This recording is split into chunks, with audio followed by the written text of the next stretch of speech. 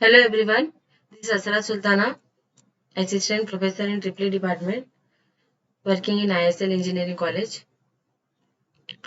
I am taking the subjects Electrical Machines 1 for Triple second year students. So, previous class we have discussed about BH curve of magnetic materials. Okay, so in unit 1 we have covered the syllabus till BH curve. Okay, we have seen the review of magnetic circuits. What is magnetomotive force? What is flux? What is reluctance? What is inductance? We have seen the review of Ampere's law, Biot-Savart's law, Faraday's law, and Lenz's law. And we have seen about the BH curve of magnetic materials. Okay. So next topic in your syllabus is energy stored in magnetic circuits. In this, under this heading, you are having two topics. One is force as a partial derivative of stored energy with respect to position of moving element. And next topic is torque as a partial derivative of stored energy with respect to angular position of rotating element. Okay, students. So energy stored in magnetic circuits. In that, we are having these two topics. So then your first unit will be finished. Then we are having some numericals also in first unit. That also I am going to tell you. See students, I request all the students to watch the videos of all the subjects and make notes of it for future references. Okay. This is good for you only students. Okay, watch the videos from starting till the end and please post your attendance in the Google form or in the comment section. Please do it. All of you, please do it. Okay.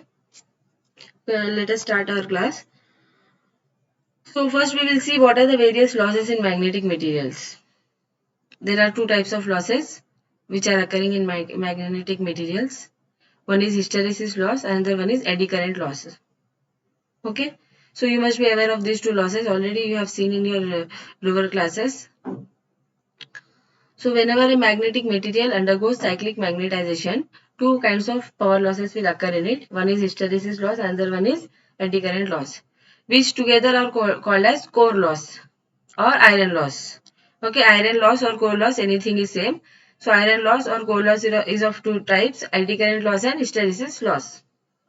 So core loss is important in determining heating, temperature rise, rating and efficiency of transformers, machines and other AC run magnetic devices. So core loss plays a very important role in determining heating, temperature rise, rating and efficiency of transformers, machines and other AC run magnetic devices. Hysteresis loss. This figure is showing the hysteresis loss. Okay. Typical hysteresis loop of a magnetic material is shown in the figure. As the MMF is increased from 0 to its maximum value, energy stored in the field per unit volume of the material can be given as according to this diagram I am telling. Okay. Integral minus BF to BB, but BB is equal to BM. Okay. Okay. BM. HDB is equal to area of ABGO. ABGO. So this area we are calculating the hysteresis loss. So energy stored in the field per unit volume of the material is integral minus BF to BB HDB, that is equal to area of ABGO.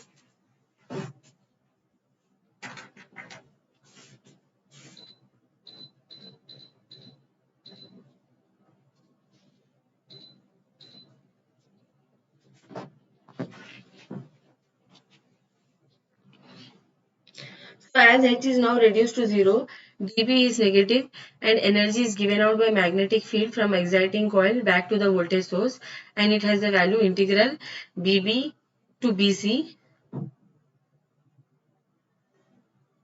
that is HDB is equal to area CBG. So the net energy unrecovered in the process is area of ABCO, which is lost irretrievably in the form of heat, and it is called as hysteresis loss. So OFABCO.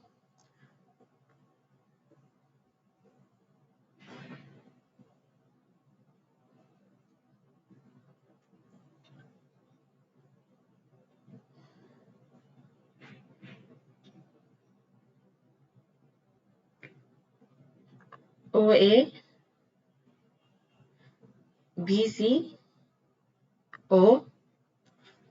is the area in which there is a loss of energy in the form of heat, that is called as hysteresis loss. See students, in the simple words, I will tell you what hysteresis loss is. Say the property of magnetic material is to restrict the movement of flux from one direction to another direction. Okay, but in alternating flux, what is happening? Flux is positive in one direction, negative in another direction. So magnetic material will not allow, okay, or will restrict this movement of flux from one direction to another direction. So some amount of energy will be lost in that. That energy lost is called as hysteresis loss. Okay, and this according to our BH curve we are showing here, that how much is the hysteresis loss is occurring. Okay. So total hysteresis loss in one cycle is easily seen to the area of complete loop A, B, C, D, E, F, A, and it has been indicated as WH. So WH is our hysteresis loss. Then hysteresis loss in volume V of material when operated at F hertz is WH watts. Okay, hysteresis loss is given by pH and it is equal to WH watts. In order to avoid the need for computation of the loop area, Steinmetz gave an empirical formula for computation of the hysteresis loss based on experimental studies. So according to which pH is equal to, now that we have found out the formula for hysteresis loss, that is pH is equal to KH FBM power n, the watts per meter cube. So KH is the characteristic constant of the core material, or we can say it as a Siemens constant also, and Bm is the maximum flux density. N is called the Siemens exponent, and it may vary from 1.5 to 2.5 depending upon the material, and it is often taken as 1.6.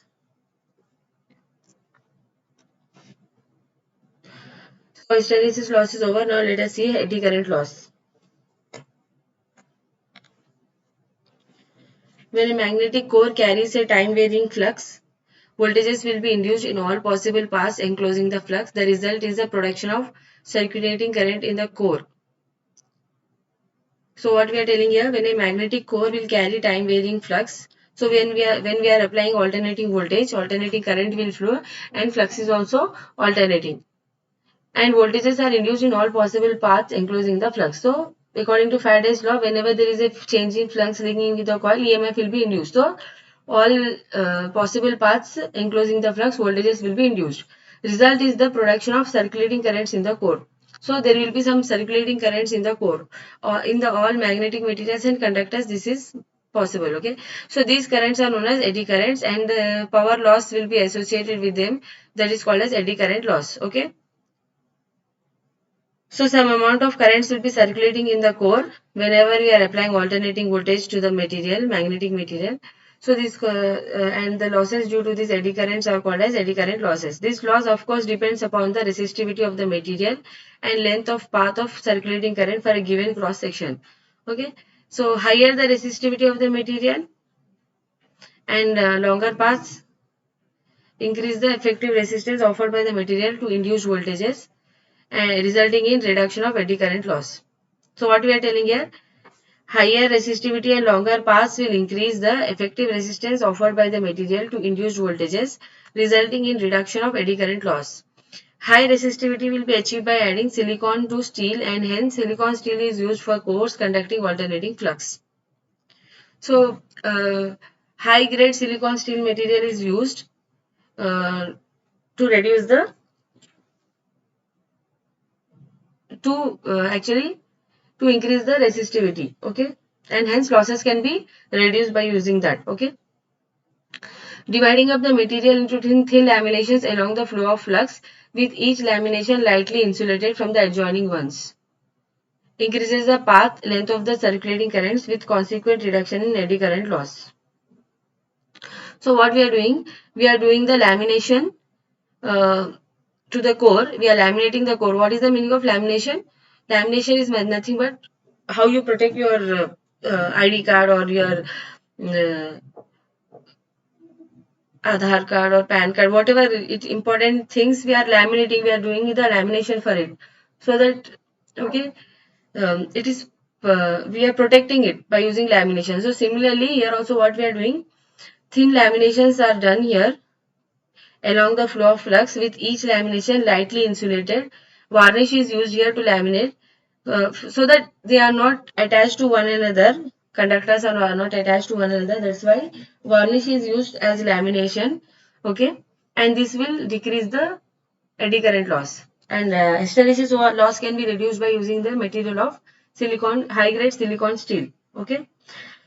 The loss in fact can be shown to depend upon the square of lamination thickness. Lamination thickness usually varies from zero point 0.3 to 5 mm for electromagnetic devices used in power systems and from about 0.01 to zero point 0.5 mm for devices used in electronic appliances where core loss is desired.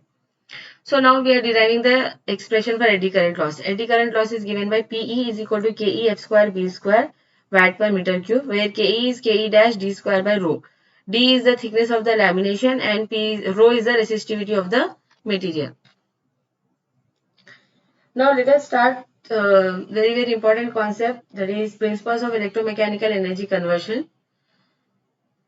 So according to the principle of energy conversion, energy can neither be created nor be destroyed. It can be merely converted from one form to another form. Okay. So there is an energy balance equation for motor and generator we are deriving. Okay. For motor, total electrical energy input will be equal to mechanical energy output plus total energy stored plus total energy dissipated. This is equation 1. Okay, students, are you understanding? Here, I am writing the energy balance equation for motor and generator. So, according to energy conversion principle, what we are telling, energy can neither be created nor be destroyed. It is merely converted from one form to another form. Okay, we are converting electrical to mechanical, mechanical to electrical, chemical to electrical. Okay, wind energy to electrical, hydro to electrical, solar to electrical, or electrical to okay, magnetic, then magnetic to mechanical or magnetic to electrical. Okay, but we are not creating or destroying the energy, we are just converting the energy from one form to another form. So energy balance equation for motor and generator we are writing here. For motor, energy balance equation is total electrical energy input is equal to mechanical energy output plus total energy stored plus total energy dissipated. This is first equation. Now for generator, total mechanical energy input is equal to electrical energy output plus total energy stored plus total energy dissipated. So the various forms of energies involved in equation 1 for electromechanical energy conversion device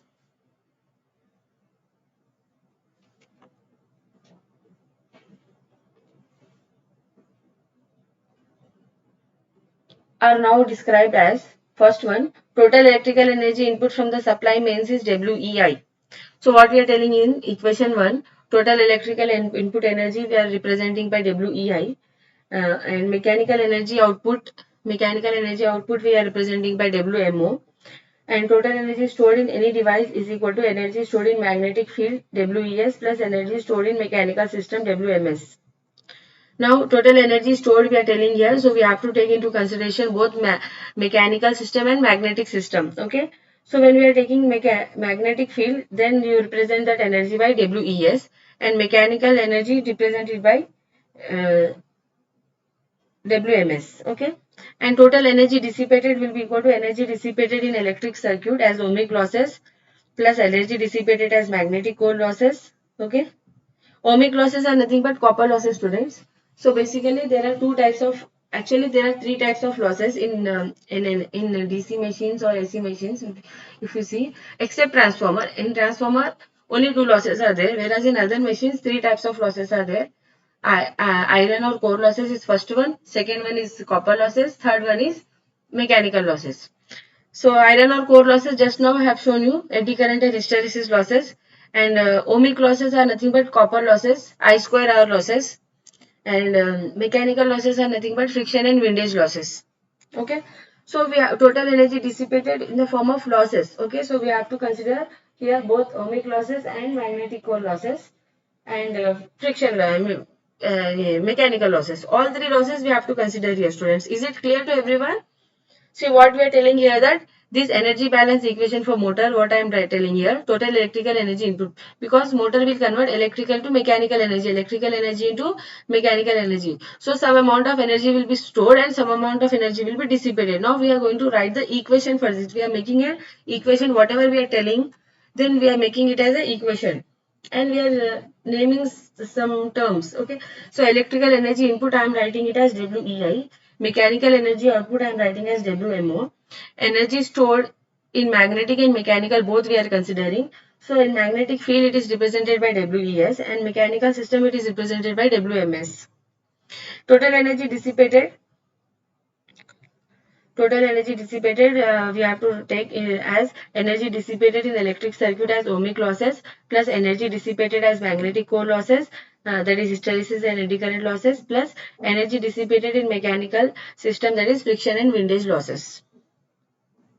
So now our equation 1 becomes WEI is equal to WMO plus WES plus WMS, that is, this is WEI is nothing but what?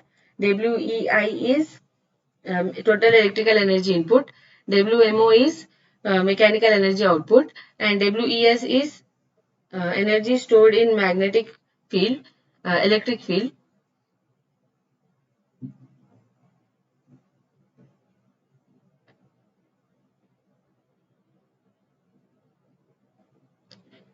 plus WMS magnetic field plus ohmic energy losses plus coupling field energy losses plus energy losses in mechanical system.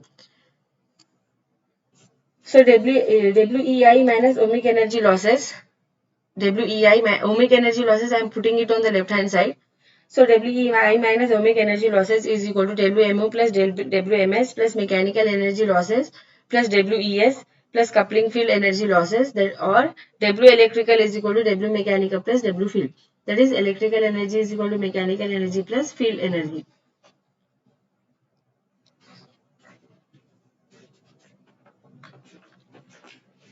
So it's the general representation of electromechanical energy conversion device. Okay. So separately I am showing here for motoring mode and for generating mode.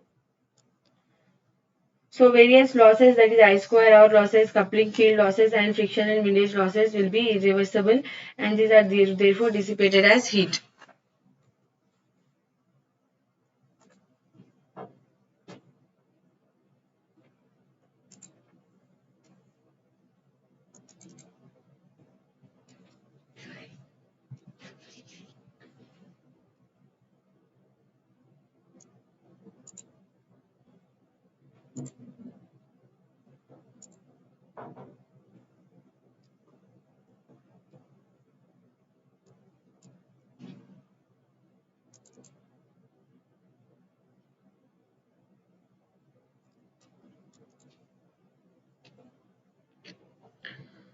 So various losses, that is I square R losses, coupling field losses and friction and windage losses will be irreversible.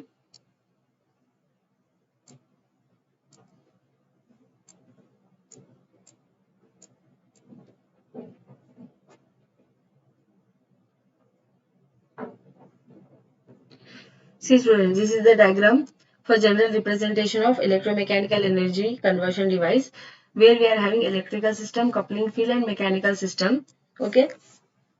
Here heat is due to I square R loss and here heat due to coupling field loss, and this is heat due to friction and windage loss, and this is a mechanical system.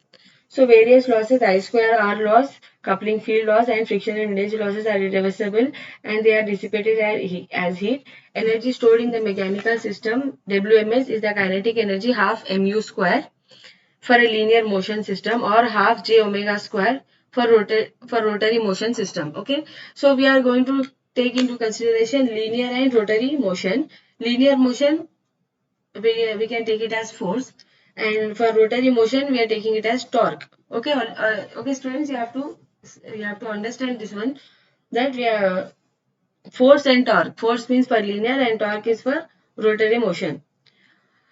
So energy stored in magnetic system, WMS is the kinetic energy half mu square for linear motion system or half j omega square for rotary motion system. U is the linear velocity in meter per second and omega r is the angular velocity in radians per second. Coupling field is associated with EMF E and current on the electrical side and torque or force and speed on the mechanical side. So equation 3, in equation 3, that is W electrical is W mechanical plus W field. W electrical is net electrical energy input to the coupling field and W mechanical is the total energy converted to mechanical field, and it is equal to sum of useful mechanical energy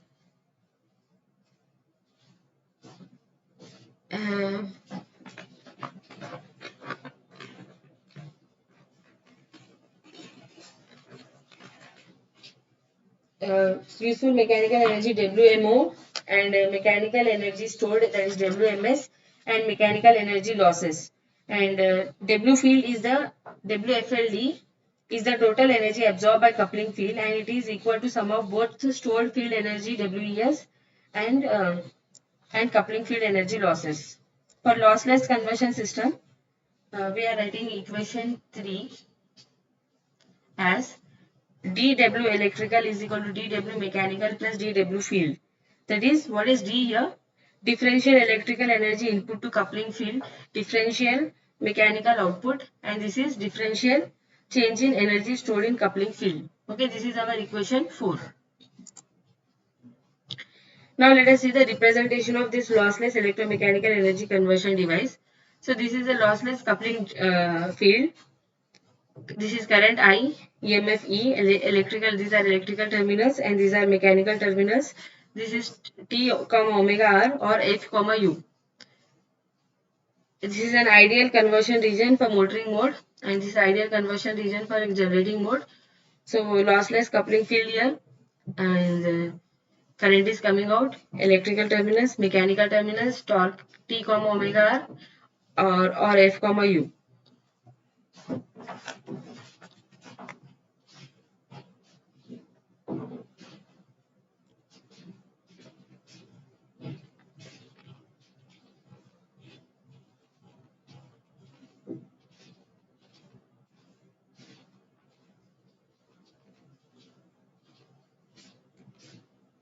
Okay, now let us see the energy in magnetic system. So this is an attractor armature relay. This is a diagram. Energy uh, can be stored or retrieved from a magnetic system by means of an exciting coil connected to an electric source. Let us consider a magnetic system of an attracted armature relay. Okay, this is a magnetic system of an attracted armature relay. Coil current will cause magnetic flux to be established in the magnetic circuit. It is assumed that all the flux is confined to the iron core and therefore it will link all the n turns creating the coil flux linkages of lambda is n phi. So we are assuming that there is no leakage flux here and all the flux is confined to the iron core and links with the n number of turns. So flux linkage is given as lambda is equal to n phi. Lambda is nothing but flux linkage, n is the number of turns and phi is the flux here.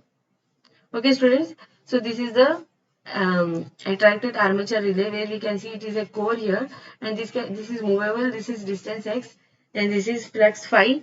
Okay, this is core, voltage is applied, this is the resistance, EMF induced, number of turns of the coil, and this is the hinge which can move this armature. Okay, so flux linkage causes a reaction EMF of E is equal to d lambda by dt, which will appear at the coil terminals, and associated circuit equation is V is equal to IR plus E. So according to this circuit, I am writing the equation here. I am applying Kirchhoff's voltage law and writing the equation. V is equal to IR plus E, and that is E is nothing but d lambda by dt. So substitute E is equal to d lambda by dt here. So electric energy input into the ideal coil due to the flow of current I in time dt is given as dW is equal to EI dt.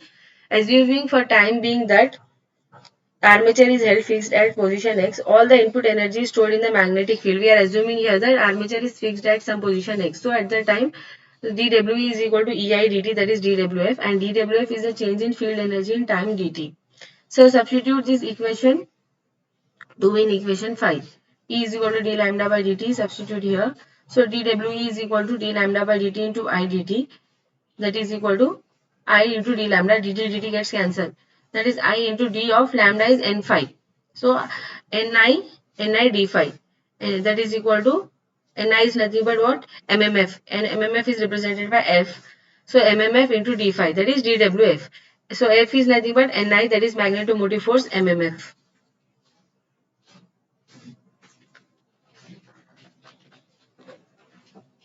So now the energy absorbed by the field for finite change in flux linkages for flux is obtained from equation 6 as delta Wf is integral lambda 1 to lambda 2 I of lambda d lambda, that is integral phi 1 to phi 2 f of lambda phi d phi. Energy absorbed by the magnetic system to establish flux or flux linkages from initial zero flux is Wf is integral 0 to lambda I of lambda d lambda, that is equal to integral 0 to phi f of phi d phi.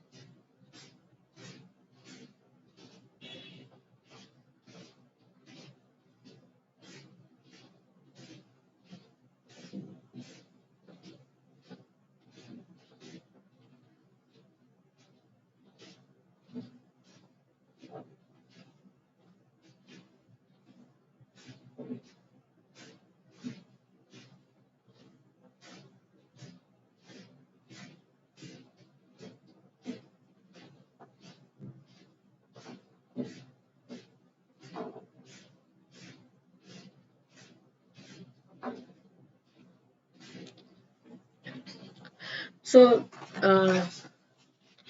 so equation 8 is nothing but Wf is integral 0 to lambda I of lambda d lambda, that is integral 0 to phi f of phi d phi. So this is the energy of the magnetic field with given mechanical configuration when its state corresponds to flux phi. I lambda relationship is indeed the magnetization curve which varies with the configuration variable x. The air gap between armature and core varies with position x of the armature, and the total reluctance of magnetic path will decrease as x increases. So I lambda relationship for various values of x is indicated in the figure. So here we can immediately it is followed that I is equal to I of lambda x if lambda is independent variable, or lambda is equal to lambda of ix if I is independent variable. So this is I lambda curve. I lambda relationship with variable x. X1 is greater than x2 is greater than x3. For field energy in equation 8 is in general a function of two variables, that is Wf is equal to Wf of lambda x and Wf is Wf of Ix. So according to equations, these two equations, field energy is determined by the instantaneous values of the system states, that is lambda comma x or I comma x, and it is independent of the path followed by these states to reach the present values. This means that the field energy at any instant is history independent. So as per equation 8, the field energy is the area between lambda axis and I lambda curve, and a new term called as co-energy is now defined as Wf dash is Wf dash of I function of Ix is equal to I lambda minus Wf function of lambda x. So this is a new term has arrived now, that is co-energy. So this is diagram lambda versus I we are drawing, and the part on this side is energy. This is field energy Wf, and this is co-energy Wf dash. Co-energy is shown to be the complementary area of the I lambda rectangle. So we can write the equation for co-energy as Wf dash as integral 0 to I lambda into di.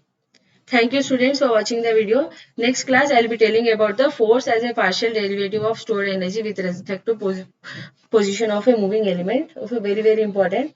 Then after that we will see the torque equation. Thanks everyone for watching the video. So all the students, I am requesting that you have to see the video from starting till the end, and put the attendance and write your name and hall ticket number both. Okay. So do it for all the subject students. Thank you everyone for watching the video.